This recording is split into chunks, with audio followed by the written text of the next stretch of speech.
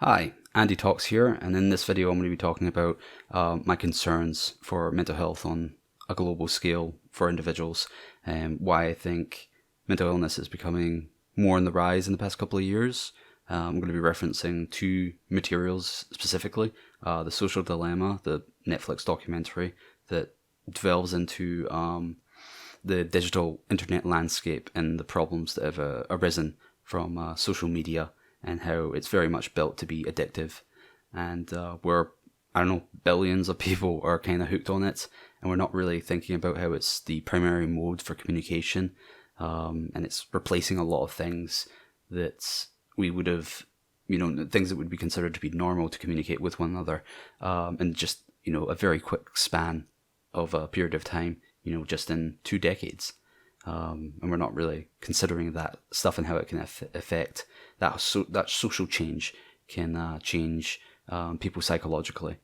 And then the other one is Lost Connections, and I might get his name wrong, by Johann Hari. I found that book to be incredibly helpful, and that really explained what depression is and why it occurs, because I think there's quite a prevalent narrative of depression being a chemical imbalancement, and there's a whole thing with pharmaceutical drugs. And I found that book to be incredibly insightful and very validating to my experience with mental illness, depression, and loneliness. It told a different story that I'd not really heard before. Again, especially that piece personally really expanded my vocabulary and helped me better express my sort of experience with these sort of struggles. So those two pieces are very much the reason why I'm thinking this kind of stuff that I'm talking about in this video and trying to express and explore with this channel. So that's basically the context and framework that I'm working with. I'm aware that The Social Dilemma is something that's a bit more accessible to a lot of people because it's just a movie on Netflix. Pretty much everybody has a Netflix account. Almost anybody, and it's just something people can easily watch and digest. However, a book is a bit more difficult to access, though I would recommend people look into that. So I want to have a bit more focus on Lost Connections, the book, in this video. I'm going to just read you a bit of an excerpt. There's a lot of great material in that book about explaining sort of all sorts of things to do with anxiety, depression, and loneliness. But I want to address a loneliness with this one quote. And like I said, there's a lot of great quotes. It's definitely a book worth reading or getting on Audible. I actually listened to it on Audible, and I plan to get the book and going through it and really writing proper notes about it at some point. Maybe I'll do something a bit more in depth with that particular book as a video series in the future, but we'll see. Let me know in the comments if that's of interest. So I'm going to read the quote now. And this does get a bit heavy, just a bit of a warning. And then afterwards I'll talk about the quote and talk about, my sort of feelings about it and what it means to me. Loneliness causes you to shut down socially and to be more suspicious of any social contact. You become hyper-vigilant. You start to be more likely to take offense where none was intended and to be afraid of strangers. You start to be afraid of the very thing you need most. This could be considered a snowball effect, as disconnection spirals into more disconnection. Lonely people are scanning for threats because they unconsciously know that nobody is looking out for them, so no one will help them if they are hurt. This snowball effect can be reversed, but to help a depressed or severely anxious person out of it, they need more love and more reassurance than they would have needed in the first place. The tragic realization is that many depressed and anxious people receive less love as they become harder to be around. Indeed, they receive judgment and criticism, and this accelerates their retreat from the world. They snowball into an ever colder place. Yeah, when I was, sorry if that's quite heavy, and it definitely hit me quite emotionally when I was listening to the audiobook. But I think that's an important thing to address. The sort of dark truth about what loneliness can be like. We're not very kind or facilitating to people that are really struggling in that regards. It's very much something that's not appropriately addressed. And I think that one quote, it very much tackles a big component of what the book addresses, which is loneliness. Certainly because of the title, Lost Connections, the big part of the book is about this sort of, there's a handful of intricate connections that society and the world have sort of retracted from, distanced themselves from for the past 50 to 100 years, especially so in the past 20 years with the rise of the internet. And a lot of these sort of connections are to do with sort of values, our connection with people, because the whole social landscape is very much done online now. Now we're less inclined to sort of interact with people in a sort of manner that's a bit more real, like in person, and we get to see and be physically with somebody and have like a real experience with a lot of people. We're less inclined to sort of pursue those kind of things. And then there's other things like sort of what's happening with the workplace, and how there's not really a real connection with a lot of people in their work. Like a lot of people are not doing meaningful work when they potentially could be. Oh, and another disconnection is we're not really interacting with nature as we used to. We're very involved in city life now. Even if you live in a town, it's very there's people everywhere. There's buildings and stuff like that. We're not really tapping into our sort of natural, animalistic environments. People don't really go out to the woods or do that kind of thing and engulf themselves in nature and animals, which is there's definitely a biological and subsequently psychological benefit to putting ourselves a little bit back into our original sort of environment of living. Not saying that we should all, live in the woods or just out there in the wild, and we should do away with buildings and technologies. That's definitely not the message with a lot of this stuff. But we need to sort of acknowledge that these things are problems in some regards, and we are definitely doing a radical shift for civilization in society. And we need to address that, or we're not going to get better with our mental health. But I would say the idea of the connections that I mentioned, and there's certainly other ones that I didn't mention, I just don't have it off the top of my head. Those are the big reasons for why depression emerges. There's a general overarching theme as well, especially from the social angle in the book, about unmet needs. A big component is we have unmet needs now, especially socially. We're not really connecting with people in a real manner anymore. It's hard to come by. And that's certainly something I'm trying to focus a lot more, have a lot more connections with people in person, but also that are authentic, and we're having real conversations, and we're talking about our lives, and we're integrated into each other's lives, and also we're talking about something that's valuable to one another. That's another thing the book addresses, is this idea of loneliness isn't about not having people around you. You can have tons of people around you. Just look at city life, which are, by the way, you're more likely to be struggling with mental illness like depression in a city compared to like a small town. Gradually, as you get into a smaller community, you'll have less of those sort of problems. And a big part of it is because people around you doesn't solve the social loneliness problem. To solve that problem, you need to be having certain conversations with people that are deemed valuable to both parties, or all the parties involved. So I can't recommend that book enough. That book certainly made me feel heard. It validated my sort of experience with depression, which really appreciated. I came across that book just at the right time. And again, I gained more language to express my experience with it. On the idea of feeling, now that I think about it, on the idea of feeling heard, it's such a strange thing to talk about in the context of a book, but not about people, Like I feel heard from a book, but not from people, is a sort of experience. And in an ironic manner, the book sort of addresses that, I guess. How we're not really socially connecting in a lot of regards with people. Anyways, that was a bit of a tangent. great book. Definitely recommend looking into it. And again, also the social dilemma. Then there's also the component of society, and definitely those two pieces address it. And I don't really have like a piece or a movie that sort of gets into society and how I feel about it and the problems. I don't know, maybe society is a bit too complex of a problem to sort of sum up into one movie. It has to be possible in a book, but I'm just gonna list movies somewhere to the side of me like that I think are interesting insights to what society is like, and sort of reveals sort of perspectives on it. So check them out as well.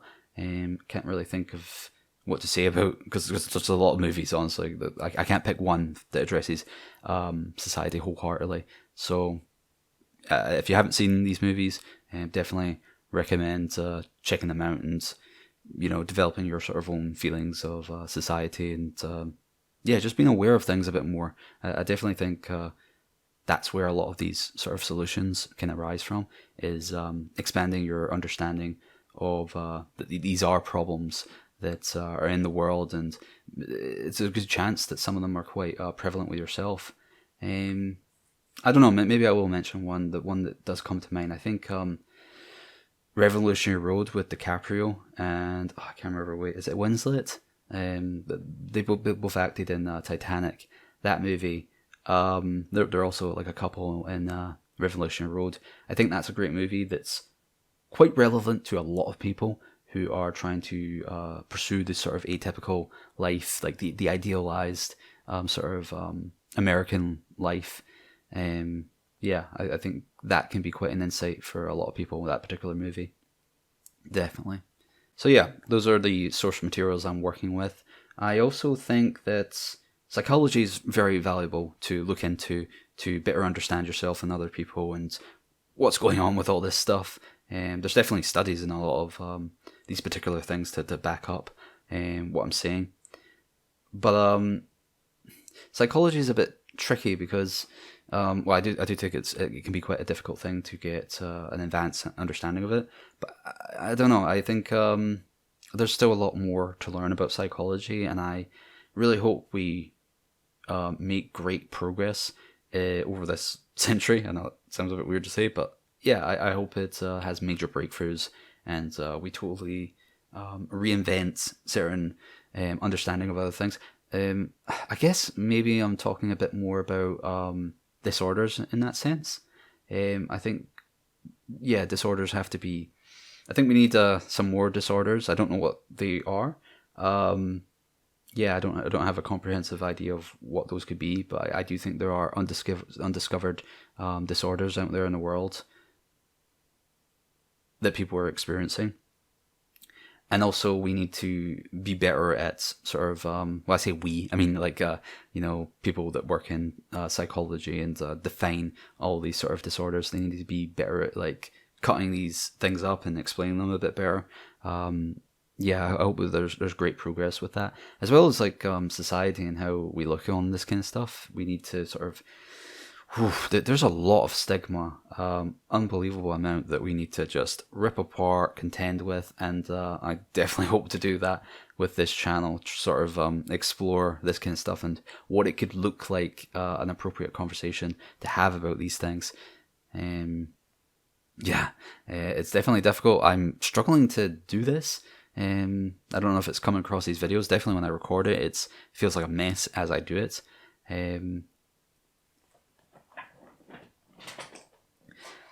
But the reason for that is, the reason for me feeling that way is because this is so foreign. It feels so strange to do this. I don't think people really do it.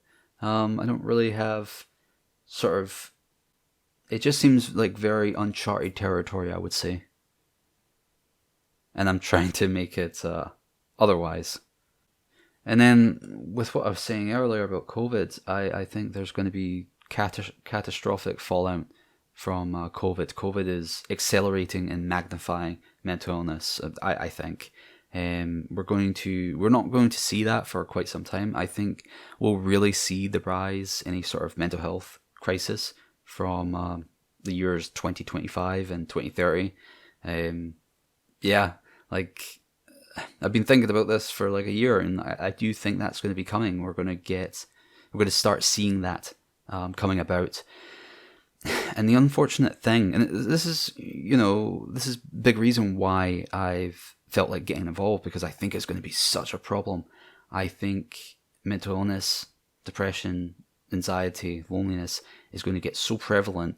It's going to be magnitudes worse prevalent in regards to intensity for so many people. I think this coming mental health crisis is going to emulate the obesity epidemic. I think it's going to emulate that. And we're going to sort of treat it like the same, where we're like, yeah, it's a problem, and we're going to try to implement solutions over decades, but it's still going to be a problem for so long because we delayed it and we didn't take it seriously, and we don't truly take it seriously on so many different levels. Unfortunately, that's the case with obesity, and I think mental illness is going to follow suit with that. Yeah, that's as far as my notes go. I just realized like how this sort of ends. Yeah, I need to figure out how to end this appropriately, because that seems a bit sort of a strange point to end on. Whoops. I will talk about this more in future videos. There will be a theme of this, but I do think it's important to be truthful about the realities of how bad things are and have like an honest exploration of that kind of thing. I think that's vital to improve yourself. That's definitely been my experience. It's definitely uncomfortable to acknowledge the truth instead of, sweeping it under the carpet. It needs to be done to order to actually solve the issues. And yeah, you can sweep it under the carpet, but it's still there. It's still a mess to contend with. And definitely on the flip side of that, there are people who, see the mess and then they get absorbed by it and possessed, and it ruins their lives. They can't handle that depth of darkness. But I think you need to find a good balance of contending with it and trying to, and just acknowledge it and try to figure out how to navigate it. And it's definitely a difficult journey, but it's vital for improving the situation. And I am optimistic. It's a bit of a funny thing. Some of my friend groups consider me to be the optimist, which is a bit strange thing with how I used to be like 2 years ago. People seem to think I'm quite optimistic, and yeah, I kind of am, even though I'm quite interested in all sort of these dark or too heavy-hitting subject matters to do with mental illness, and to be honest, a lot of other things. I'm interested in all of it. Despite all of that, I think things can be good, and I'm definitely concerned, and I'm trying to do my part to make a difference. And I hope it has a ripple effect of positively affecting other people's lives, and also making them sort of reflect and think to themselves that they should get involved. I think in any way you can, I think you should be trying to do your part. At least try to take care of yourself, definitely. So yeah, I think that's about it. Hopefully I've ended this video in an appropriate manner.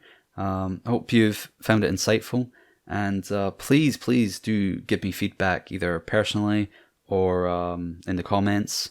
You're free reign. I may even add my email in case you want to email me something very long form, or you want to be anonymous or something like that. I'm definitely interested in having conversations about this kind of stuff and hear from people and get their experiences. I do want to improve my videos and get better at this stuff, and yeah, have a very healthy, productive, meaningful conversation about mental illness. And also, of course, thank you so much for watching and being part of my journey. That really means the world to me. It's really scary doing this, but I'm trying. Hopefully I'm doing a lot better in this video than the last video. To be honest, I'm still pretty petrified of doing this, but I'm trying my best, and yeah, I hope people can see that. I hope people can see that I'm struggling, but also that I'm really trying. So yeah, thank you for watching. Bye. See you next time.